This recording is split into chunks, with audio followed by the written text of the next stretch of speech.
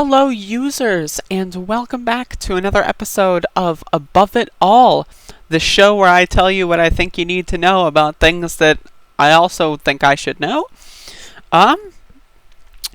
If you live in Kentucky, hello, thank you for watching me. But I'm trying to not have my camera fall over. I'm a little stumbly this morning. This is a little amateur hour, but bear with me. But if you live in Kentucky, vote for Charles Booker. I don't know which he prefers. But if you live in Louisville, which is a city I've covered a little bit recently, I believe this is the city where Breonna Taylor was assassinated and executed with impunity, and the cop responsible for that is still walking and going to the grocery store every day and interacting with everyone and just having a grand old time out there being a murderer. Fun fact, he's also a sexual predator as well. But yeah, so in the recent weeks, Charles Booker has started kind of going off. You know, he's gaining momentum, gaining steam in this Kentucky primary. And he may beat Amy McGrath, who people have been trying to market as the anti-Mitch McConnell candidate that no one actually likes. And the reason why this is happening here, what's happening in Louisville is happening, is Louisville is one of the highest, minority populations in the state of Kentucky. And Charles Booker, a black man, is basically saying that, I wonder why Louisville is having one polling place in the whole city. One. Unbelievable. But yeah, the reason why is because of this right here. There was a poll here. If you plan to vote in the Democratic primary, Charles Booker, 44%, Amy McGrath, 36%. That's why this is happening. They're afraid. The establishment is afraid that someone who supports Medicare for all, let alone a black man supporting Medicare for all in Kentucky, that's hard for them to handle. There's not been many black senators, just ever. There's maybe been a fucking handful of black senators in the history of the United States. And wouldn't it be amazing for you, or just anybody, to witness a black person beating down the GOP fucking Senate Majority Leader? Wouldn't that just be wouldn't that just make you come just immediately? Because I would. And that's why I am endorsing Charlie Booker. But let me read you a little bit of this AP article here.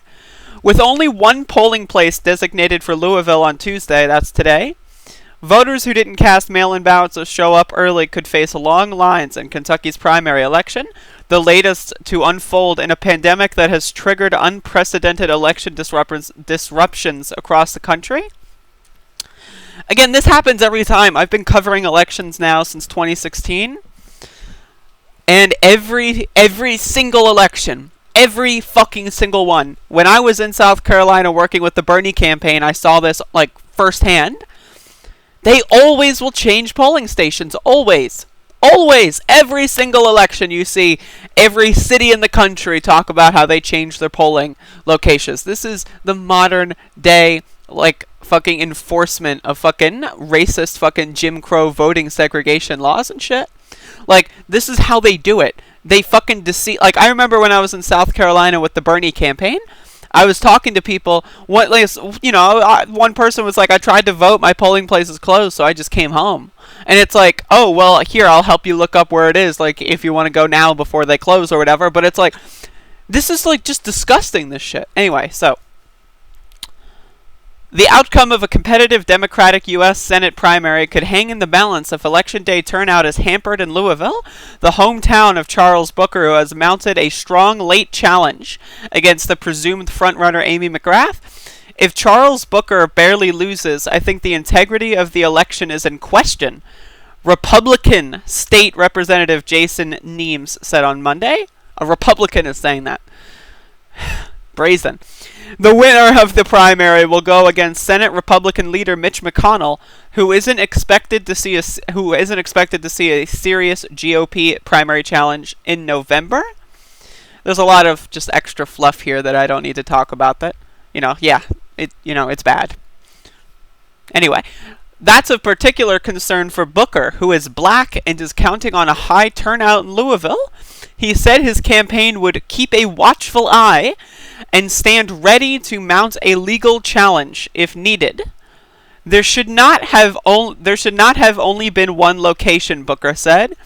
That will just naturally disenfranchise folks. And again, if you want to know why, this poll is the reason why. If you live in Kentucky, do what you can to make sure that this guy wins, because that's just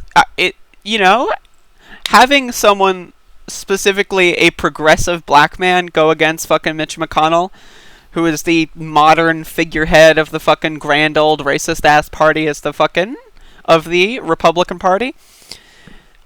It's just symbolic, and it really just, I would love to see it, and I would love to make YouTube videos about it, and I would love to make YouTube videos about him being in the Senate saying epic shit.